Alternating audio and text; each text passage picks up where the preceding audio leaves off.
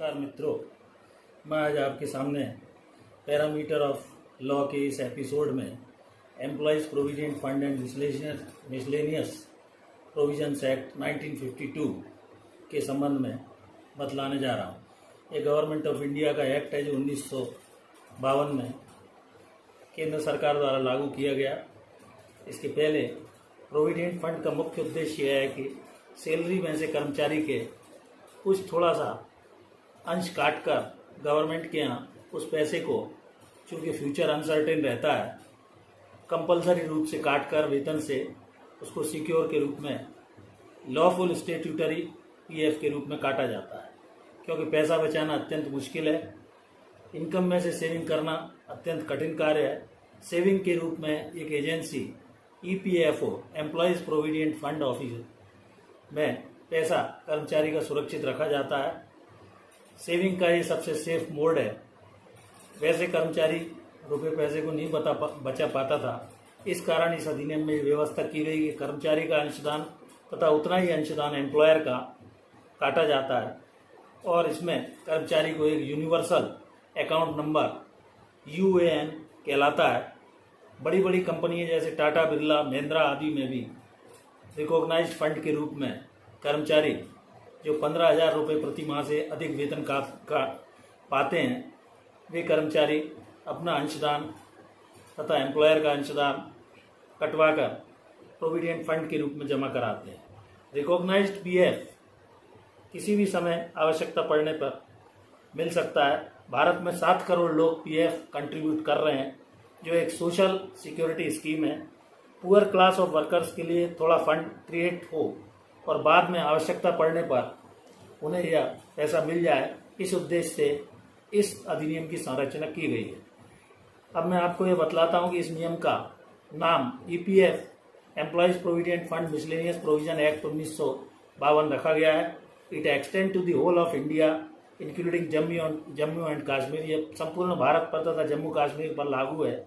इसमें total 22 section है तथा इसमें 4 शेड्यूल हैं। In this act, there are 4 schedule. Schedule 1 matters of industry engaged in manufacture से संबंधित है। Schedule 2 matters for which provisions may be made in a scheme से संबंधित है। Schedule 3 matters for which provisions may be made in the pension scheme से संबंधित है। Schedule 4 matters to be provided for in the employees deposit linked insurance से संबंधित है। अब मैं ये बतलाऊंगा कि सरकार जैसे सिनेमा थिएटर आदि है, उसमें 5 या 5 से अधिक लोग होने पर भी इस अधिनियम को लागू कर सकती है। वैसे इस अधिनियम की एप्लीकेबिलिटी ऑफ द एक्ट ये है कि it applies to every establishment, हर एस्टेब्लिशमेंट में लागू होता है, which is engaged in industry के रूप में, और फैक्ट्रीज में लागू होता है जहाँ पर 20 या उससे अधिक एम्प्लॉयज कार्यरत हैं। This act will also apply to the any other establishment or class of establishment जो ऊपर के प्रोविजन में कवर नहीं है और 20 या 20 से अधिक कर्मचारी वहाँ कार्यरत हैं, विच में भी स्पेसिफाइड बाय दी, जो सेंट्रल गवर्नमेंट के द्वारा भी स्पेसिफाई किया गया है। फिर बाद में यह बतलाया गया है कि यदि एक बार यह अधिनियम अर्थात employees provident fund provisions miscellaneous act यदि लागू हो जाता है और बाद में कर्मचारियों की उस एस्टेब्लिशमेंट में संख्या 20 से कम, उदाहरण के तौर पर 17-18 भी यदि रह जाती है, तो once it applies it continue to apply even if the number of employees fall below 20। अर्थात एक बार यह अधिनियम लागू हो जाने पर हमेशा लागू रहेगा।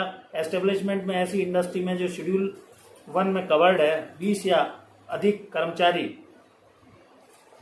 होने पर तो लगेगा ही। यदि गवर्नमेंट चाहे तो वह किसी भी एस्टेब्लिशमेंट पर इसे लागू कर सकती है। अब मैं आपको बतलाऊंगा कि इसके अधिनियम के अपवाद कौन कौन से हैं, कहाँ पर यह अधिनियम लागू नहीं होगा। इसमें यह बतलाया गया है कि जैसे कोऑपरेटिव सोसाइटी है, कोऑपरेटिव सोसाइटी में 50 से कम पर्सन कार्यरत हैं और विदाउट एड ऑफ पावर अर्थात शक्ति के उपयोग के बिना वह कार्य कर रहे हैं और उनकी संख्या 50 से कम है, ऐसी सोसाइटीज, कोऑपरेटिव सोसाइटीज पर यह अधिनियम नहीं लगेगा। दूसरा इसका अपवाद यह है कि कोई भी न्यूली एस्टेब्लिश्ड सेटअप है, एस्टेब्लिशमेंट है जो, तो उस पर भी 5 साल तक एम्प्लॉयज प्रोविडेंट फंड के प्रोविजंस एक्ट के प्रावधान लागू नहीं होंगे। तीसरा उन्होंने ये बतलाया है कि एनी सेंट्रली और स्टेट गवर्नमेंट एस्टेब्लिशमेंट जहाँ पर हैविंग इट्स ओन स्कीम, उनकी स्वयं की कोई स्कीम लगाकर प्रोविडेंट फंड एस्टेब्लिशमेंट के लिए गवर्नमेंट ने अलग से कोई नियम आदि बना रखे हैं, तो ऐसी दशा में भी इस अधिनियम के प्रावधान लागू नहीं होंगे। अब इस अधिनियम में स्कीम्स बतलाई गई हैं। 3 स्कीम्स हैं इस अधिनियम की। The following 3 schemes are in this act. Employees provident fund scheme 1952 जो रिटायरमेंट सेविंग के नाम से, ईपीएफ के नाम से जानी जाती है। एम्प्लॉयज पेंशन स्कीम 1995 ईपीएस के रूप में, यह भी कर्मचारियों को पोस्ट रिटायरमेंट बेनिफिट देती है। तथा employees deposit linked insurance scheme 1976 जो फैमिली मेंबर्स को आफ्टर डेथ, कर्मचारी की यदि कोई मृत्यु वगैरह हो जाती है तो उसका बेनिफिट इसको मिलता है। अब इसमें ये बतलाऊंगा कि persons employees covered under this act, कौन कौन से ऐसे व्यक्ति हैं जो इस अधिनियम के अंतर्गत कवर्ड माने जाएंगे।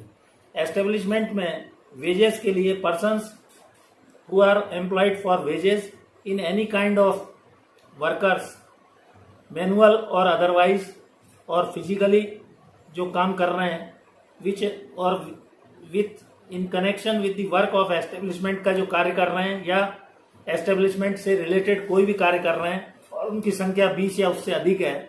Who gets his wages directly or indirectly, सीधे भी उनको वेजेस मिल सकता है या थ्रू कॉन्ट्रैक्टर मिल सकता है, by or through contractor. Further includes the following, by or through a contractor को भी इस अधिनियम में एम्प्लॉय माना गया है।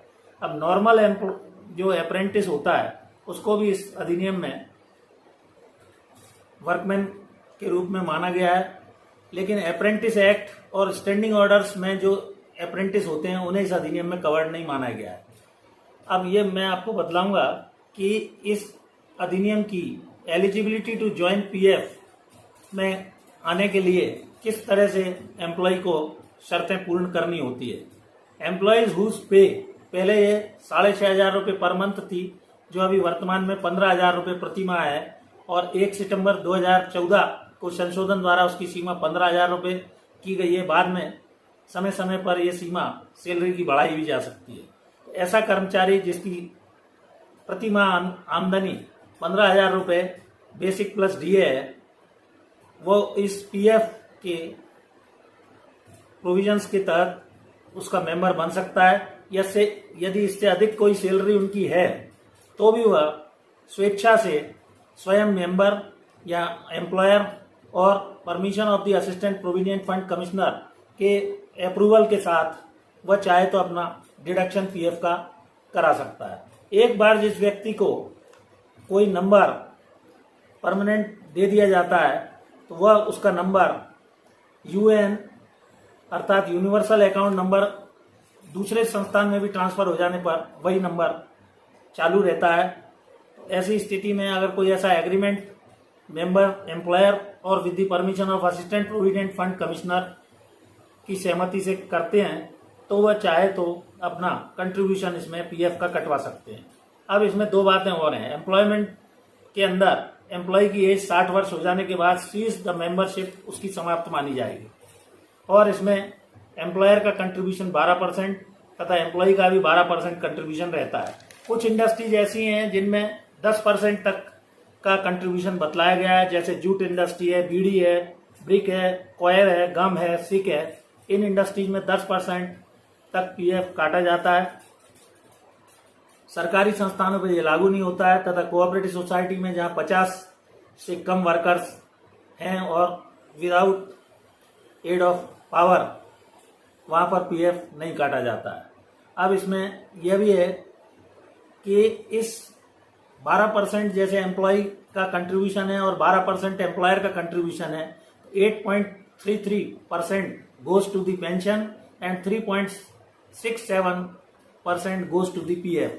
यदि एम्प्लॉय 10 वर्ष तक लगातार एक जगह ही एम्प्लॉयर के अधीन काम करता है तो उसे पेंशन स्कीम का लाभ मिलता है। एम्प्लॉय पीएफ का पैसा पाने के लिए अगर आवेदन देता है तो 45 दिन के अंदर CPFC अर्थात सेंट्रल प्रोविडेंट फंड कमिश्नर की ये ड्यूटी है कि वह उसको उस राशि की आवश्यकता अनुसार भुगतान परिस्थितियां देखकर कर सकता है। तमाम जरूरतों के लिए इस पैसे को निकाला जा सकता है। यदि 3 वर्ष तक जमा कर्मचारी द्वारा नहीं किया गया या निकाला नहीं गया है तो अकाउंट डेड माना जाएगा, उस अकाउंट को फ्रीज कर दिया जाएगा। 3 वर्ष तक ही कर्मचारी को उस पैसे और रकम पर ब्याज मिल सकेगा। एम्प्लॉय की डेथ होने पर उसके हायर्स या सक्सेसर्स को पेंशन मिलती है। लिंक्ड इंश्योरेंस पीएफ से जुड़ा हुई एक प्रोविजन है। इस प्रकार पीएफ के बेनिफिट्स ये हैं कि वो टैक्स फ्री सेविंग होता है, पोस्ट रिटायरमेंट बेनिफिट मिलते हैं, इमरजेंसी में death, marriage, house construction, medical आदि के संबंध में आवश्यकता होने पर उस पीएफ कंट्रीब्यूशन की रकम कर्मचारी निकाल सकता है। इसके 3 स्कीम से मिलकर ये पीएफ अकाउंट बनता है। ईपीएफ कहलाता है, ईपीएस कहलाता है और ईपीएलआई कहलाता है, अर्थात employees provident fund, employees pension scheme and employees provision linked scheme insurance.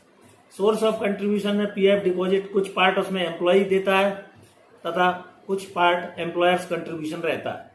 EPF employees का रहता है और एम्प्लॉय डिपॉजिट में ईपीएफ और ईपीएस रहता है। डिडक्शन बेसिक और डीए पर किया जाता है। एम्प्लॉय का 12% अगर है तो एम्प्लॉयर का 13.1% कंट्रीब्यूशन रहता है। 58 साल की एज पर ईपीएस 0% हो जाता है। 20 से कम जहां एम्प्लॉय हैं वो 10% वाली इंडस्ट्रीज में, जो मैंने अभी आपको ऊपर बताया, 20 से कम एम्प्लॉयज हैं और सिक इंडस्ट्री अगर डिक्लेयर हो गई है तथा फाइनेंशियल ईयर लॉस के आधार पर चल रहा है, जूट, कॉयर आदि की इंडस्ट्री, बीड़ी, ब्रिक, गम, सिक इंडस्ट्री हैं तो उसमें 10% तक ही कंट्रीब्यूशन कटता है। इस प्रकार कुल मिलाकर मैं ये बतलाना चाहूँगा कि ये एक बार यदि अप्लाई हो गया तो हमेशा के लिए वर्कर्स पर अप्लाई रहता है। इस एस्टेब्लिश ऐसी इंडस्ट्री में जहाँ 20 या उससे अधिक एम्प्लॉय हैं तो बाद में संख्या कम होने पर भी यह अधिनियम लागू रहेगा। सेंट्रल गवर्नमेंट चाहे तो उसे स्पेसिफाई कर सकती है और इसके एक्सेप्शन वही हैं। कोऑपरेटिव सोसाइटी में 50 से अधिक से कम पर्सन होने पर विदाउट पावर इस सोसाइटीज पर ये लागू नहीं होता है। ये न्यूली सेटअप होगा, नया कोई एस्टेब्लिशमेंट है उस पर ये पीएफ के प्रोविजन एप्लीकेबल नहीं है तथा सेंट्रल और स्टेट गवर्नमेंट अगर उनके खुद के कोई नियम बने हुए हैं तो ये लागू नहीं है। इस प्रकार सोशल लेजिस्लेशन के रूप में इस अधिनियम के अंतर्गत सेविंग का सेफ मोड है तथा भविष्य में कर्मचारी का भविष्य सुरक्षित बना रहे, इस उद्देश्य से इस अधिनियम की संरचना की गई है और लॉफुल स्टेट्यूटरी पीएफ को काटे जाने संबंधी प्रावधान रखे गए हैं। ये सेविंग का सबसे सेफ मोड है और पुअर क्लास ऑफ वर्कर्स के लिए फंड क्रिएट करने का सबसे अच्छा सरल, सुगम और अच्छा साधन है। Thank you for watching this video. यदि ये मेरा वीडियो आपको अच्छा लगे तो प्लीज़ इसे शेयर, लाइक और सब्सक्राइब करें।